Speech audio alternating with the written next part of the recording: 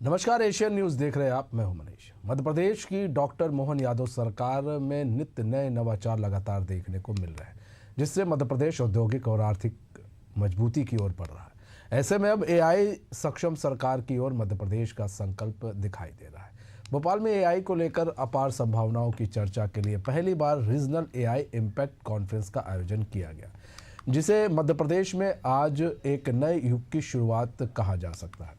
दरअसल कॉन्फ्रेंस के जरिए मध्य प्रदेश में मुख्यमंत्री डॉक्टर मोहन यादव ने मध्य प्रदेश स्पेस टेक नीति 2026 को लॉन्च किया।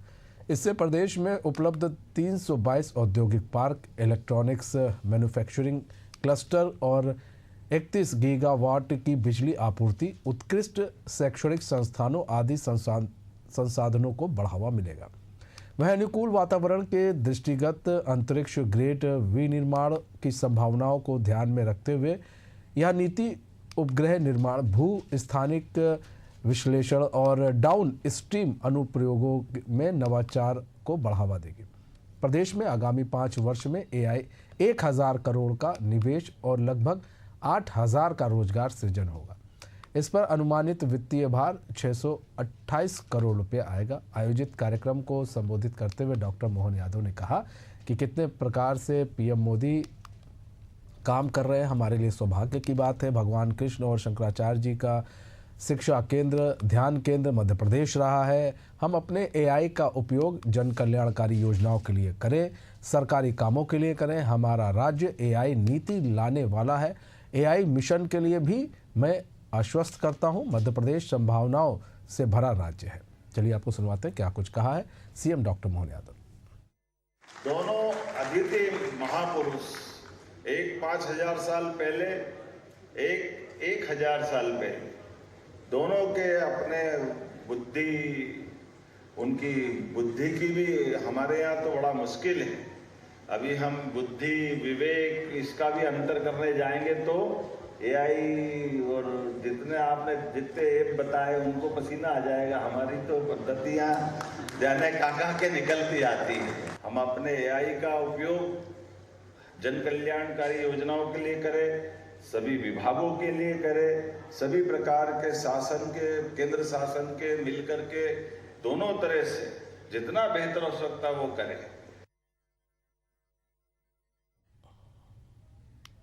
तो हमारे साथ हमारे मेहमान भी जुड़ चुके हैं, उनसे आपका तारुफ करा देते हैं। हमारे साथ समर सिंह जुड़ चुके हैं, जो कि प्रवक्ता हैं कांग्रेस के। हमारे साथ वरिष्ठ पत्रकार जुड़ चुके हैं, आदित्य उपाध्याय जी, और जल्द ही हमारे साथ मंजरी जैन जुड़ेंगी, बीजेपी की भी प्रवक्ता। सबसे पहले आप सभी मेहमानों का बहुत बहुत स्वागत है।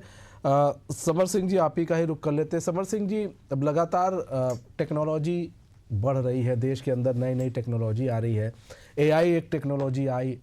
अब कहा जा रहा है कि मध्य प्रदेश सरकार जो है एआई टेक्नोलॉजी का उपयोग करेगी, और ताकि सरकार और बेहतर हो सके और बेहतरी तरीके से काम किया जा सके और तेजी से काम किया जा सके। जी देखिए, ये सरकार की जो नीति है, ये प्रेस कॉन्फ्रेंस और पोस्टर तक सीमित रहती है। ये एक बार ये जाने के बाद में उसके आगे पार्ट है, पीछे सपाट है, मिलता कुछ भी नहीं है। और स्पेस टेक्नोलॉजी की बात तो महामानव जो है मोदी जी भी कर रहे थे, और हमने देखा किस प्रकार की स्पेस टेक्नोलॉजी की उन्होंने सड़कें बनाई, जिसमें 35-35 फीट गड्ढे हो गए और 150 250 मीटर तक की लंबी सड़कें ढह गई मध्य प्रदेश के अंदर।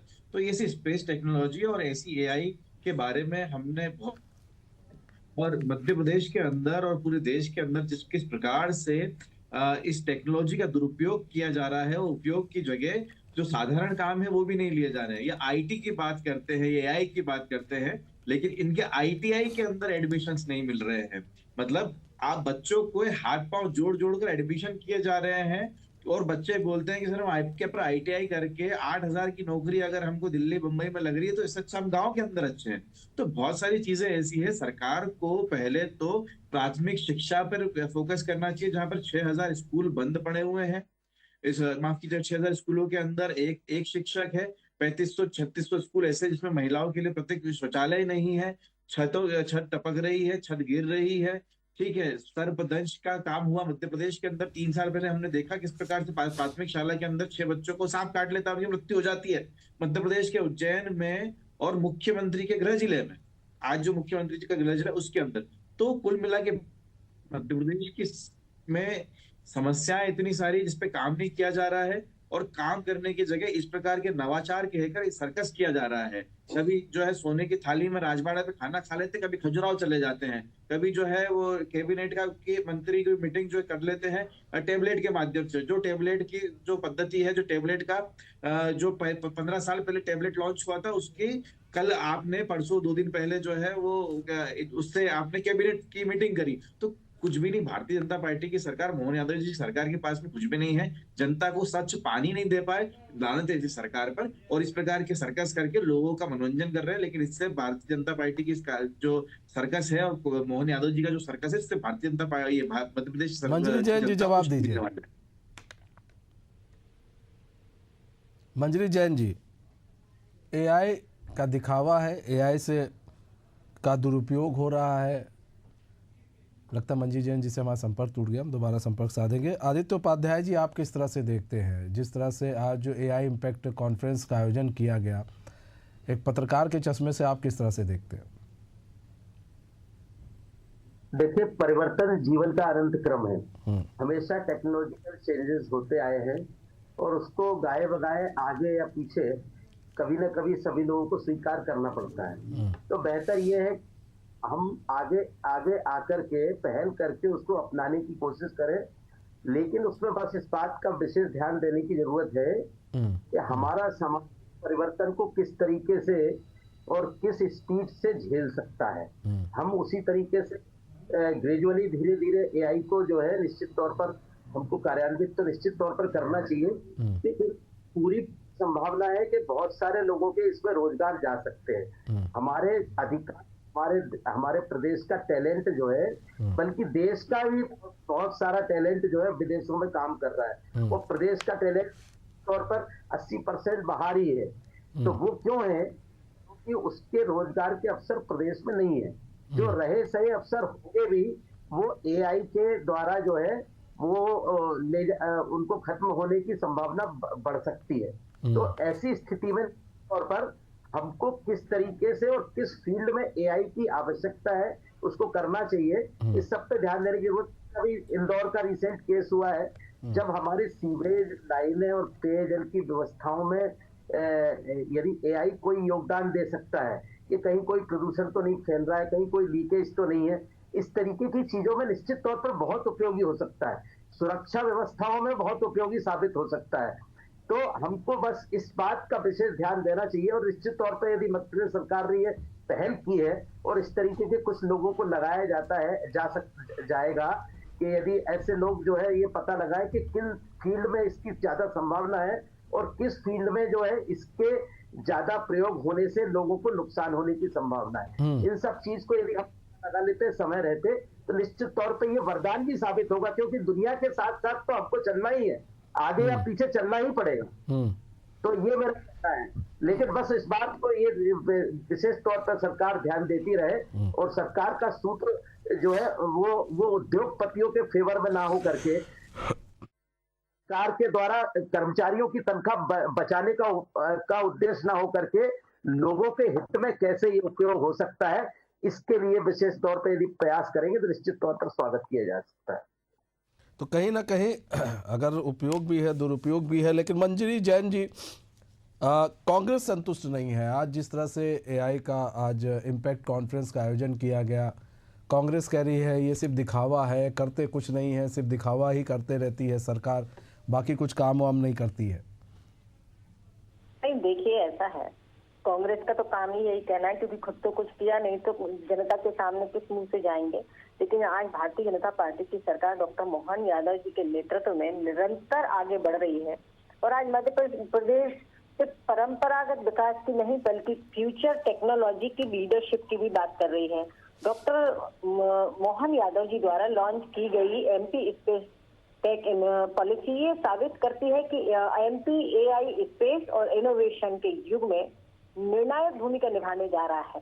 तो गुड गवर्नेंस में एआई का इस्तेमाल कैसे हो, एआई से डेटा ड्रिवन फैसले कैसे हो, योजनाओं की रियल टाइम मॉनिटरिंग हो, लोगों तक उनका लाभ पहुंच रहा है या नहीं पहुंच रहा है, भ्रष्टाचार पर कैसे लगाम लगे, टेक्नोलॉजी से कैसे रोक सकते हैं, कम खर्च ज्यादा परिणाम, ये सब इसमें शामिल है। और हम देखते हैं कि सैटेलाइट डेटा से खेती की मॉनिटरिंग करना, जल प्रबंधन की मॉनिटरिंग करना, आपदा प्रबंधन करना, ड्रोन और स्पेस इमेजिंग से स्मार्ट प्लानिंग करना, तो इससे हम एक जो जिस तरह से हम विकास विरासत सब सहेज कर चल रहे हैं, वहीं अत्याधुनिक टेक्नोलॉजी का उपयोग करके भी मध्य प्रदेश को समृद्धशाली प्रगतिशील बनाने की दिशा में जिस तरह से डॉक्टर मोहन यादव जी की सरकार कर रही, निश्चित तौर पर वो साधुवाद की पात्र है और बधाई की पात्र है। आज युवाओं को इससे रोजगार मिलने की संभावनाएं बढ़ गई है। इस एआई, स्पेस, ड्रोन और जीआईएस जैसे सेक्टर्स में स्टार्टअप्स को भी जगह मिलेगी, इंसेंटिव होंगे, रिसर्च और इनोवेशन को सपोर्ट मिलेगा, ब्रेन ड्रेन नहीं ब्रेन गेन होगा। तो ये एक बहुत बड़ा बदलाव हमको आने वाले भविष्य में देखने को मिलेगा। और इस पॉलिसी से ग्लोबल कंपनियों को भी काम करने में जो है सुविधा होगी और उनको आमंत्रण भी मिलेगा। जिस तरह से मध्य प्रदेश जो है वो एआई के माध्यम से अपने आप को समृद्ध कर रहा है, अपडेट कर रहा है, अपग्रेड कर रहा है, तो निश्चित तौर पर हम जो निवेशकों को आमंत्रित कर रहे हैं तो वो भी इस तरफ और उनका रुझान बढ़ेगा और जिससे कि लोगों को इससे काम मिलेगा और लोकल टैलेंट जो है उसको भी प्लेटफॉर्म मिलेगा। तो ये एक बड़ा बदलाव जो है हमें एमपी में देखने को मिलेगा और बनेगा tech hub of central India. तो ये हमारी सोच है, ये डॉक्टर मोहन यादव जी की सोच है। अब कांग्रेस के आज कुछ भी कह ले, लेकिन जब देश को डिजिटल इंडिया, स्टार्टअप इंडिया की जरूरत थी तब उनकी सोच सिर्फ फाइलें तक सीमित थी। आज भी वो यही करते हैं, ईवीएम से क्यों कर रहा है, ये क्यों कर रहा है, वो क्यों कर रहा है, आज भी वो पीछे के जमाने में जानना चाहते हैं। तो निश्चित तौर पर ये एक बहुत बड़ा बदलाव जो है वो मध्य प्रदेश की धरती पर हमको देखने को मिलेगा। ठीक है समर सिंह जी, जवाब दीजिए। लेकिन इसमें एक चीज़ हो समर सिंह जी, जैसे स्वास्थ्य सेवा में क्रांति आ सकती है, ग्राहक अनुभव की उसमें भी एआई का बहुत महत्वपूर्ण रोल हो सकता है, सुरक्षा और साइबर सुरक्षा को लेकर भी इस एक महत्वपूर्ण रोल निभा सकता है। शिक्षा में सुधार की दृष्टि से देखें, अनुसंधान और अन्वेषण की बात करें, व्यक्तिगत भी सहायक हो एआई काफ़ी हो रहा है। जी, पहले तो मैं मंजरी जी की बात का जवाब देता हूं कि जितनी टेक्नोलॉजी आज आप जिसकी बात कर रहे हो वो माननीय प्रधानमंत्री राजीव गांधी जी की सोच का नतीजा है कि आज हम और आप इस प्रकार से भारत में कनेक्टेड है। आपने तो उस समय जो है बैलगाड़ी पे बैठकर विरोध करा था इस टेक्नोलॉजी का। दूसरी बात यह है कि जिस प्रदेश के अंदर साफ पानी नहीं है, साफ हवा नहीं है, स्कूलों के अंदर शिक्षक नहीं है, अस्पतालों में डॉक्टर नहीं है, थाने में जो है पुलिस बल नहीं है, उसके अंदर आप बात कर रहे हैं एआई की टेक्नोलॉजी को लाने की। जहां पर आईटीआई की आप आईआईटी की बात कर रहे हैं, एआई की बात कर रहे हैं, मैंने कहा कि आईटीआई के अंदर तक जो है बच्चों का प्लेसमेंट जो 20% से ऊपर बढ़ ही नहीं रहा है। वहां पर आप बात कर रहे हैं एआई की टेक्नोलॉजी को लाने के लिए। आप कहते हैं कि 628 करोड़ का जो है अतिरिक्त भार आप ले रहे हैं और उसमें कहते हैं कि जो रोजगार आएंगे, तो पहले 2 साल के अंदर आपने वादा किया है कि 30 लाख करोड़ रुपए का जो इन्वेस्टमेंट आने वाला था आपकी अन्य सर्कसों से, उसमें आपने कितने रोजगार दिए वो बता दीजिए, और कितने आईटी पार्क आपने खोल दिए ये बता दीजिए। जो आईटी पार्क खुले हैं उसमें कितनी ऑक्यूपेंसी कंपनी की हो गई वो बता दीजिए। आपके पास बताने के लिए कुछ नहीं होता है। मैं वही कह रहा हूँ कि सुबह सुबह भारतीय जनता पार्टी के लोग उठते हैं और कहते हैं कि आज जनता को किस प्रकार से भ्रमित किया जाए, जनता को किस प्रकार से जो है इंगेज रखा जाए। तो कभी लैपटॉप से और टैबलेट से कैबिनेट कर लेंगे, तो कभी इंदौर में जाके सोने चांदी की थालियों में दाल वाफले खा लेंगे, तो कभी इस प्रकार का एआई और आई की बात करके लोगों का समय व्यर्थ करेंगे। मूल समस्या यह है कि मध्य प्रदेश के अंदर बेरोजगारी चरम पर है। बेरोजगारी के अंदर 70-75 हजार लोग हर 3 तिमाही के अंदर बढ़ रहे हैं। और ये मैं नहीं कहता, इनकी ही डाटा रिपोर्ट कहती है। इनकी डाटा रिपोर्ट कहती है कि पिछले 4 साल में 34,000 बलात्कार हुए हैं मध्य प्रदेश के अंदर। इनका जो एनसीआरबी की रिपोर्ट कहती है, इनकी ही जो शिक्षा नीतियों की रिपोर्ट कहती है, शिक्षा की रिपोर्ट कहती है कि 6,000 स्कूलों के अंदर एक शिक्षक जो है वो पूरी क्लासेस को पढ़ा रहा है। बच्चों का ड्रॉप आउट रेट इसके अंदर बढ़ा है कि एआई की बात कर रहे हैं तो। और जहां पर बच्चों के छोटे बच्चों को चूहे कतर जाते हैं उनकी उंगलियों को, वहां पर जहां पर इसी की तो बात हो रही है ना, सुन लीजिए समर भाई, इसी की तो बात हो रही है, शिक्षा की ही बात हो रही है कि अगर हम एआई लेकर आते हैं तो शिक्षा में कुछ सुधार आएगा। क्या पीरप पी के लोग मर रहे हैं यहाँ पर, लेकिन एआई की बात करना जरूरी है। अरे मूलभूत चीजों को तो दे नहीं पा रहे हैं, बच्चों को सुरक्षित रख नहीं पा रहे। बच्चे गायब है, लाखों बच्चे। राजीव गांधी जी ने कंप्यूटर की बात की थी तो ऐसा नहीं था कि हमारे देश में सब कुछ सही चल रहा था, आदित्य उपाध्याय जी। लेकिन एक बड़ी क्रांति हुई भाई, कंप्यूटर की एक बड़ी क्रांति हुई, देखने को मिली जब राजीव गांधी ने कंप्यूटर की बात कही। भले ही कुछ लोगों ने विरोध किया हो, लेकिन उस समय भी बहुत सारी चीज़ें चल रही थी, लेकिन लेकर आए, एक क्रांति देखने को मिली। तो AI भी उसी तरह से है। बिल्कुल बिल्कुल, जिस तरीके से तकनीकी बदलाव इस दुनिया में होते रहे, तो उनके साथ में कदम मिलाकर चलना तो निहायत आवश्यक है। बस ये है कि उस पर इस बात की निगाह रखी जाना चाहिए कि कितना लोकहितकारी है और कितना परिवर्तन हम और हमारी जनता, हमारी परिस्थितियां आज झेलने को तैयार है। इस तरीके से कर सकते हैं, बस इस बात पे विशेष ध्यान देने की जरूरत है। हम देख रहे हैं, देखिए आज समाज में जो है शिक्षा को तो छोड़े, सबसे ज्यादा जातियों का नाम लेकर के आंदोलन हो रहे हैं। हाँ, जातियों की बात, धर्म की बात की जाती है, जातियों की बात की जाती है, वर्ग विभाजन की बात की जाती है। हम हमारा प्रदेश किस युग में जी रहा है और हम बात किस बात की कर रहे हैं? क्या सरकारें इस बात पर ध्यान देंगी कि हमारा समाज अपडेटेड है कि नहीं? जो विश्व का समाज जिस तरीके से सामाजिक तौर पर जिस तरीके से बर्ताव करता है, जिस तरीके से समाज व्यवस्था विश्व में है, क्या हमारे प्रदेश की और हमारे देश की समाज व्यवस्थाएं उसको स्वीकार कर पा रही है? बल्कि हम कहीं, ऐसा तो नहीं है कि कहीं हम 1947 और उसके बाद से और पीछे जाते चले जा रहे हैं। जहां सामाजिक सौहार्द की बात हमारा संविधान करता है, जाति पातियों को मिटाने की बात करता है, हम लोग जाति का नाम लेकर के हमारे यहाँ राजनीतिक बदलाव की और राजनीतिक क्रांति की बातें की जा रही है। तो निश्चित तौर पर इस सब के बीच में AI का आना सुखद हो सकता है यदि हम लोगों की प्रवृत्ति किसी तरीके से ये जाति पाति और भेदभाव की चीजों से डाइवर्ट हो। लेकिन होना भी चाहिए। समर सिंह जी कुछ कहना चाह रहे। समर सिंह जी, लेकिन एक सवाल और भी है कि ये देखिए कि जब कंप्यूटर आया तो लोग ये था कि कहीं ऐसा जैसा कि अभी हमारे वरिष्ठ पत्रकार आदित्य उपाध्याय जी ने भी अपनी चिंता जताई, कहीं लोगों की नौकरी ना चली जाए। ऐसे जब कंप्यूटर आया था तब ऐसा लग रहा था, लेकिन उसके बाद स्किल बढ़ा, लोगों का कंप्यूटर के प्रति जागरूकता बढ़ी, स्किल बढ़ा, लोग और भी जो है टैलेंटेड बच्चे निकल के आए सामने। AI भी ऐसा है, और भी बच्चे, और इनका स्किल मजबूत होगा, बच्चे आगे निकलेंगे और भी क्षेत्र में वो आगे जाएंगे, AI से उनको मदद मिलेगी। आदित्य जी बहुत वरिष्ठ व्यक्ति है और इनका नॉलेज मुझसे कहीं ज्यादा होगा, इस बात को मानता हूं मैं।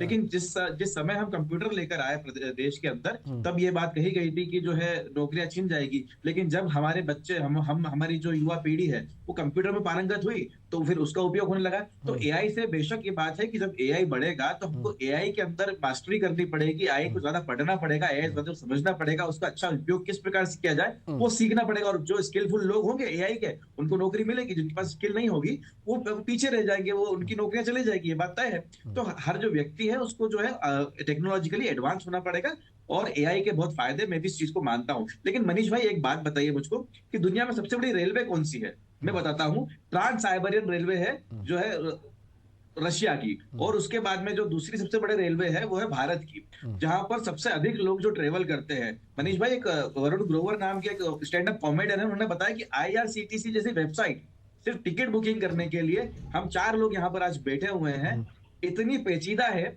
कि आप उसके अंदर टिकट बुक होती ही नहीं है। घंटे लोगों को बैठना पड़ता है उसके ऊपर, और बहुत सारे हथकंडे और घटकर्म करने पड़ते हैं। एक आदमी की टिकट बुक करने के लिए 4 लैपटॉप और मोबाइल के अंदर एक समय पे रहना पड़ता है तत्काल बुकिंग के लिए। तो जिस देश के अंदर मूलभूत सुविधा जो गरीबों के लिए रेलवे है, उसकी वेबसाइट की हालत इतनी जर्जर है, वहां पर आप AI की बात कर रहे हैं। पहले तो मैं प्रदेश की सरकार को और देश की सरकार को और रेलवे मिनिस्टर को ये कहना चाहूंगा कि पहले आपके जो AI के जमाने के अंदर कम से कम उस वेबसाइट को ठीक कर लीजिए, जिससे लोग सुगमता से और जो साधारण तरीके से अपनी टिकट बुक कर सके। तो पहले हम ये कहना चाहते हैं कि AI लाना बहुत अच्छी बात है, लेकिन जो पहले जब भी घर बनेगा तो पहले नींव रखेंगे कि पहले इंटीरियर डिजाइनिंग करेंगे।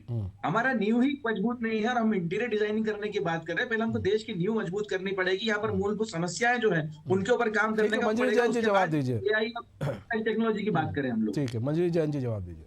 देखिए मनीष जी, ऐसा है, जब समरलाल जी बात कर रहे हैं, समर सिंह जी जब बात कर रहे हैं, तो मुझे ऐसा प्रतीत हो रहा है कि वो कांग्रेस के जमाने की सरकार की बात कर रहे हैं।